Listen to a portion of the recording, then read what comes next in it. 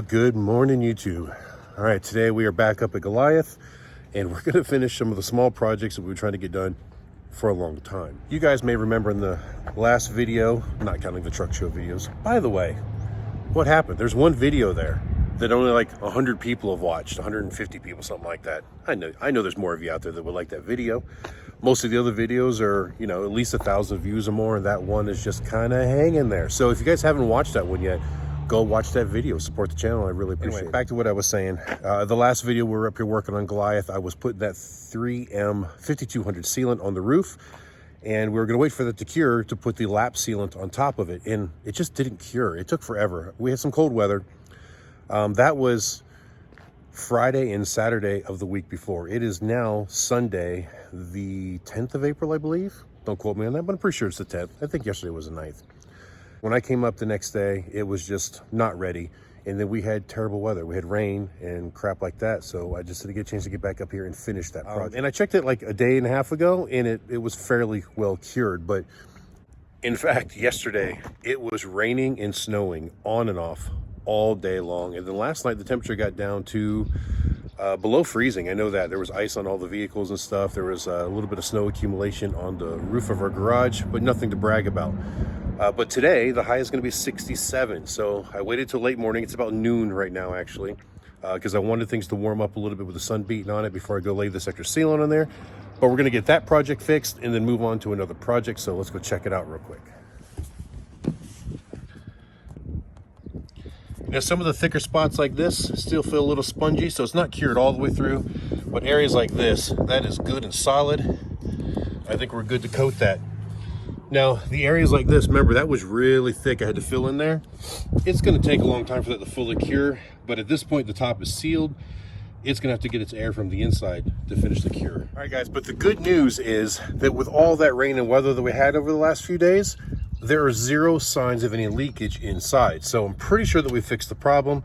Everything we're going to do today is just a second layer of protection to make sure that the first layer can't become compromised. Because it's been 10 days since I cleaned the roof last, and we're in a gravel parking lot, and it's springtime, and pollen is in the air. You can just feel the gritch on everything out here.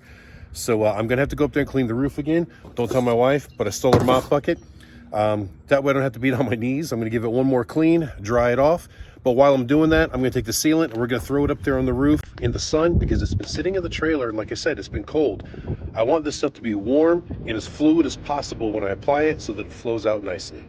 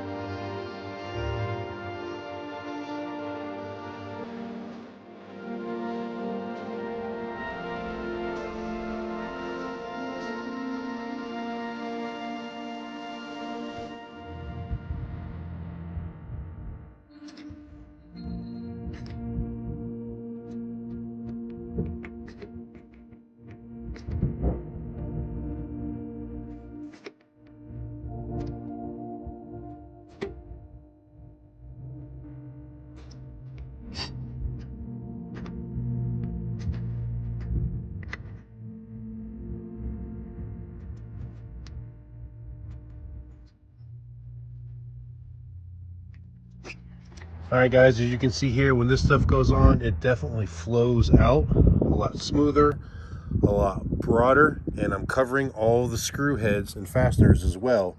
That way, if anything is leaking around those, we can minimize it or put it to a complete stop. So, I'm gonna go ahead and do the rest of it. It's gonna take some time. Go back to time lapse.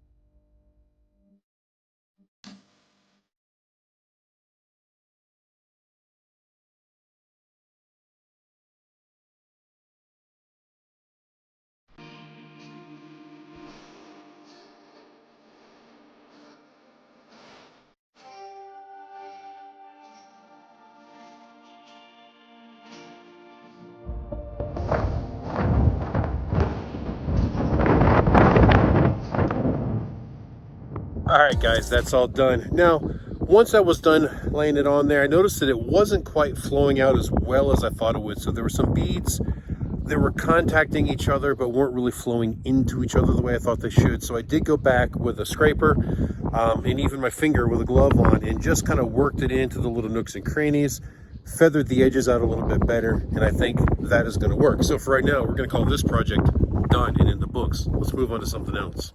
Now, I know that working it in like that, it made it look a little messier because it didn't just have that smooth, flowed out look to it, but it's still self-leveling to a certain extent, and it's going to fill some of that in.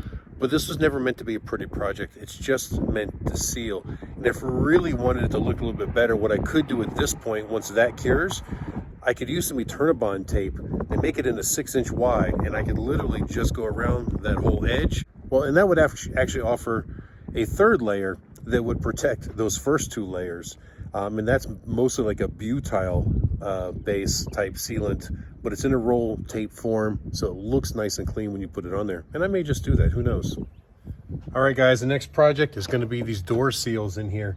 When I'm driving down the road in Goliath, rain comes in through the top and gets me all wet if we have a hard rain, and it's just not comfortable. And we got to stop the water from coming in here. It's going to rot out the carpet and everything else. Now, I don't know if you guys recall, but the day that I had to have the excursion towed back over here, I was at the CarQuest up in Murphy, and it's because I was buying the door seals to do this project.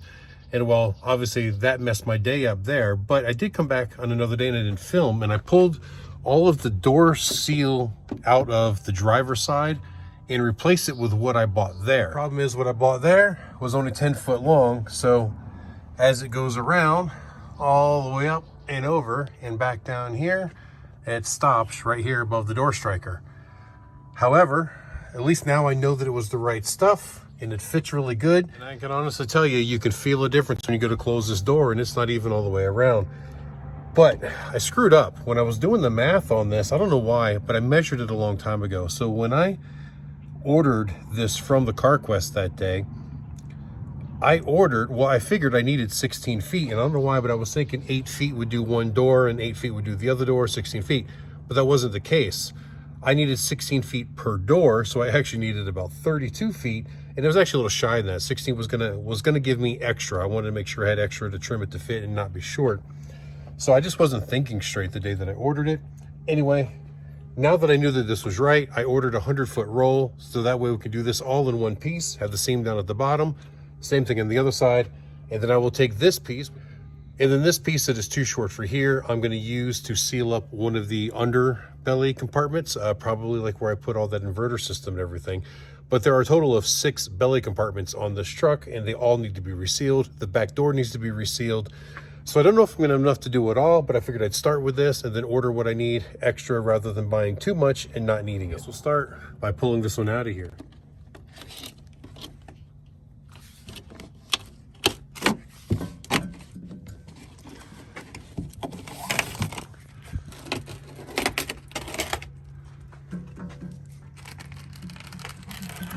Now that came out pretty easy because it had only been in there for 2 weeks, so it wasn't stuck on, and I didn't use any adhesive on it. It was more of a test fit. So now I'm gonna get the big roll and we'll try to get it all in there. All right, guys, and this is what I am using. It's made by AmeriSeal, and it is this style right here, the 19600. So it has a 1-inch bulb and a 9/16 flange where it fits onto the flange here.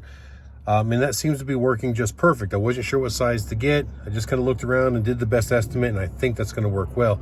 But I do have a correction to make. I said I bought a 100-foot roll, which I did, but I also bought 2 20-foot rolls. So one 20-foot roll per door opening, and then the other 100 feet will try to cover the rest of the compartments on Goliath. All right, guys, and last time I was working on this, I already went ahead and cleaned this flange off. I got all the old glue, any rust, any loose paint, all that stuff off of there, so this goes on easy. The only tools we should need here is plastic hammer, because I found that it works really well to just kind of tap it into place and get the seal to sit without doing any damage. And I've got a pair of snips, one to cut the length, but also the only tricky part about doing this door frame is right up top, there are two little metal flanges that come off of the top of the door area. And I believe they're there for the factory headliner. And I don't want to cut those off because I don't know if I'm going to need them or not. So what I did on this other piece is I notched the mounting piece, the mounting channel on this new trim to fit up around those. Now those pieces are only about a 1/2 inch long, so I just take a little notch out of it, press it up there, and it seemed to work fine last time, so that's what we're going to do this time. All right, guys, not sure how well I'll be able to do this with one hand, but as you see here as I guide it in, just a light tap of the hammer really helps to get it to seat properly. But it does take two hands, so it's kind of hard to film.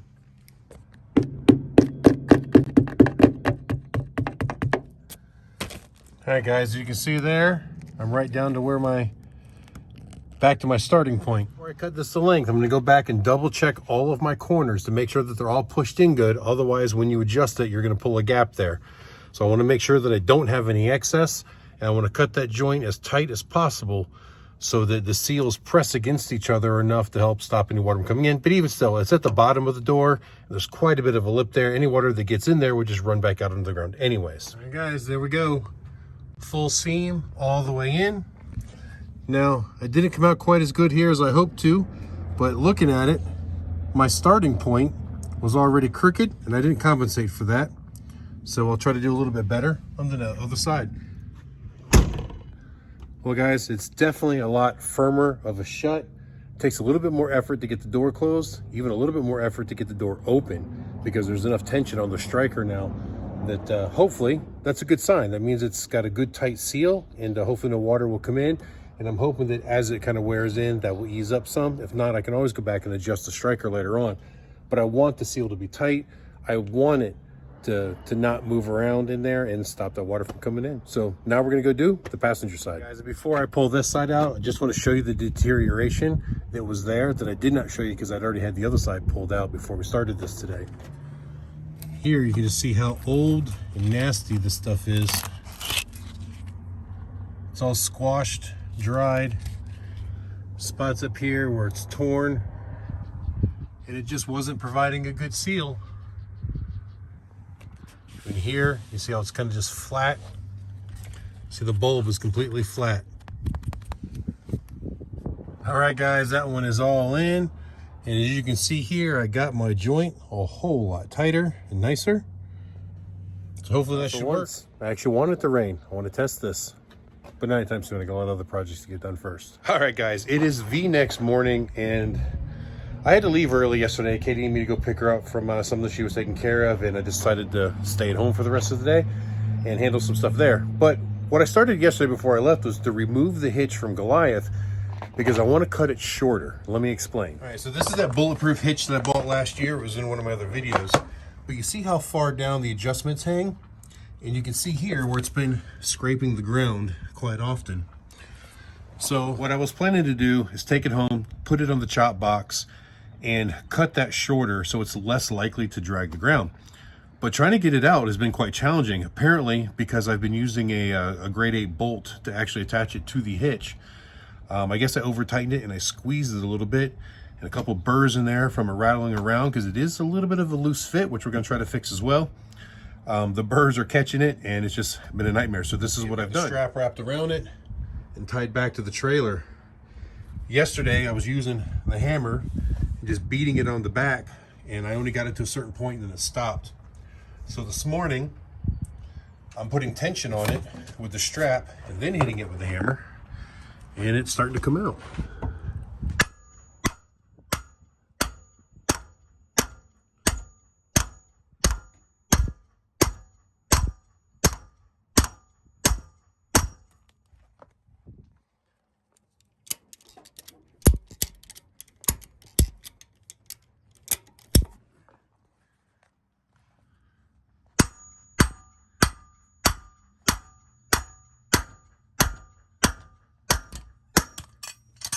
Alright guys, now that it's out, here's a little bit better of a look. You can see where it's been scraping the ground. Got quite a lip in there. So I never change it from this adjustment. So I'm going to cut it just above this hole across here with a chop box. That'll take that couple of inches off the bottom. It's not going to change strength because it's all down here. All the strength is really up in here. This adds strength if you're using the hitch really low, but we'll never be using the hitch low again like that. So it shouldn't affect anything. We'll also clean it all up so that it fits in there a little bit better, and I'll deburr the inside. But there's more to this hitch repair than just this. So one of the other situations I'm having with this is, if you look, that hole in the receiver isn't exactly square. It's 2 inches inside this way, but it's like 2 3/8 this way. So one of the things that's happening is the pin hole in the actual receiver is centered in that 2 3/8. Well, the hitch itself is only 2 inch and the pinhole is centered in there. So there's a gap below and above the hitch. So it's pivoting on that actual pin, and it's causing some clanking and banging down here. And eventually that's going to wear things out as well. That could even be related to the other hitch failing last year when we lost the other stacker trailer. And maybe I'm just paranoid because of that.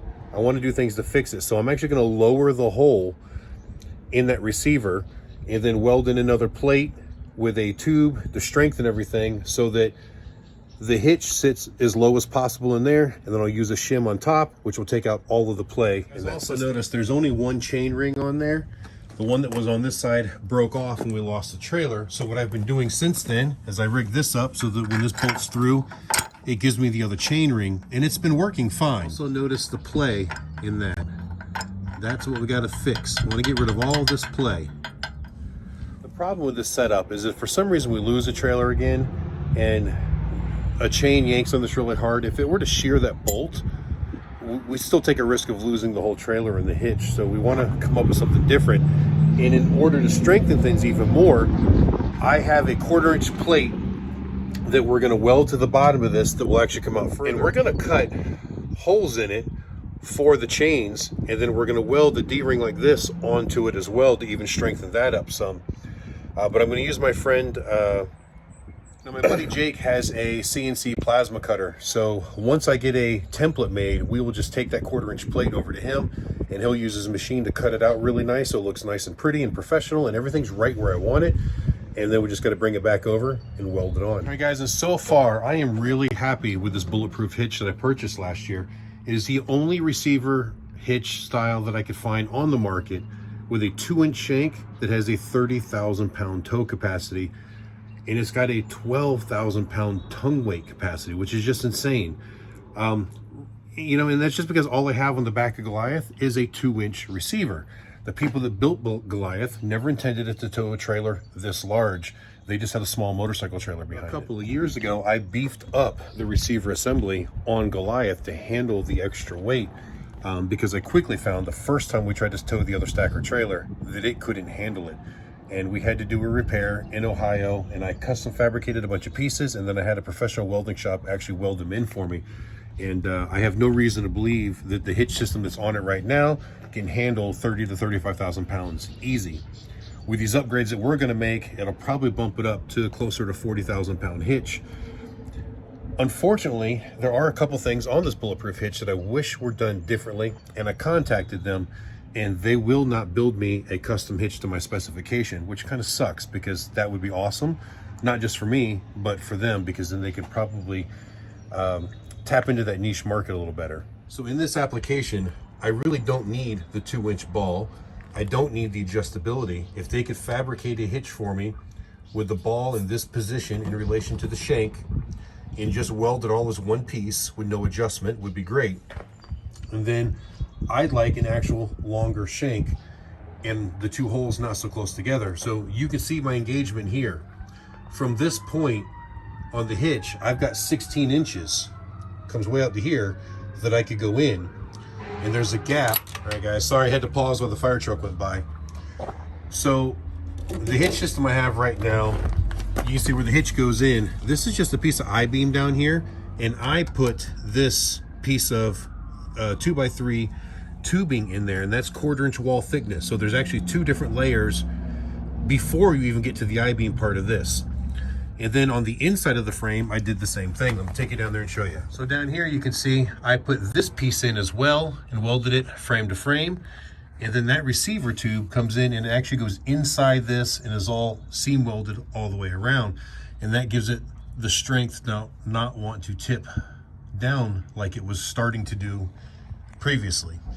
But I've got this area right here, and ideally, if I had a shank long enough to reach from here all the way back to here, I would drill another hole and put a second pin or another bolt in there.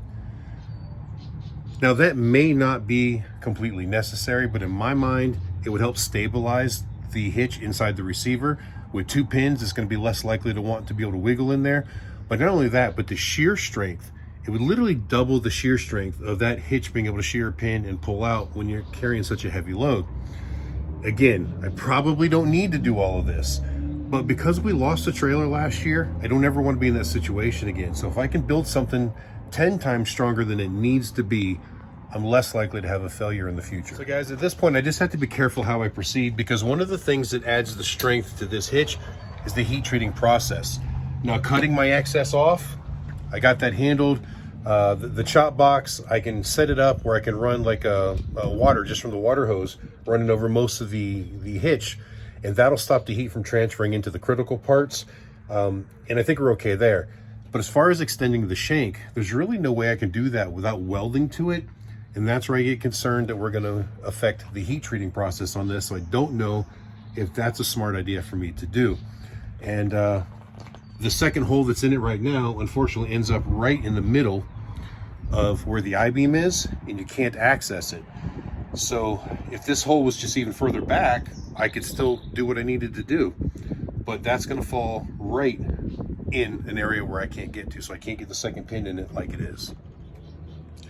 All right, guys, so this is kind of the idea of what I'm thinking. I've got that all jacked up under place, making notes. This will get trimmed back so that this will set up into this crevice here, which will take away this gap. Everything will be welded, and we'll cut this in whatever shape we choose around here. This D-ring will then get completely welded inside and out, so it becomes one with the plate. Same thing on the other side. And then once the plate is reinstalled to the truck, that D-ring will also get welded to the back of the truck as well. That will make, and this ties into both of those cross members and both of the side rails. That really should make this super, super strong. And with as far out as it comes, it actually helps act as a step for when I step into the back of Goliath as well.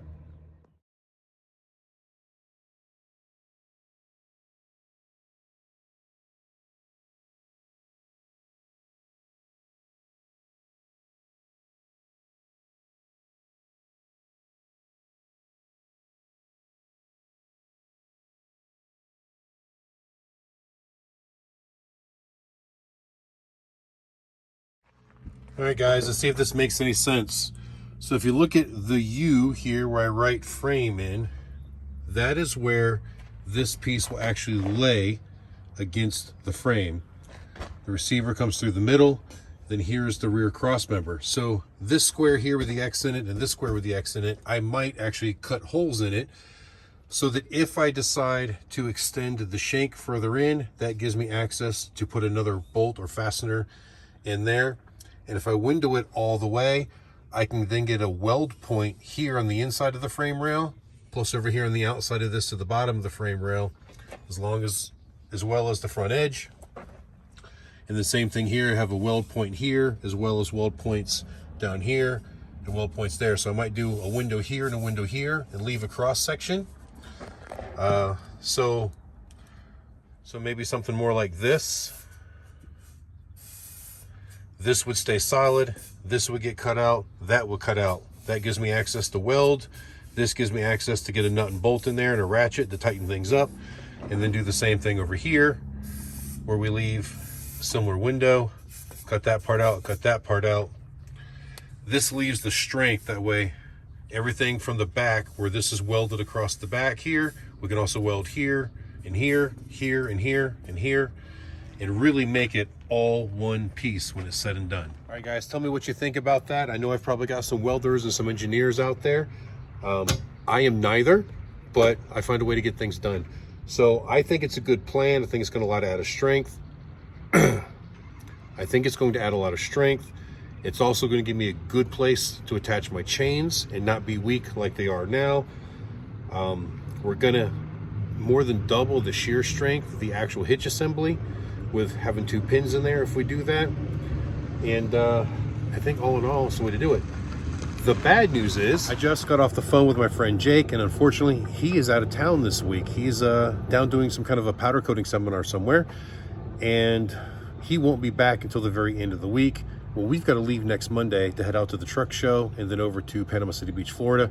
So this project will have to stay on hold. I'm still going to try to fix the pin so that the hitch sits in there right. And I'm still going to cut the excess off of that hitch, I think. But as far as this plate goes, I think it's going to have to wait. All right, guys, so I cleaned up the hole. Yeah, it's a little bit on the big side, but I got it now where the hitch can slide in and out again.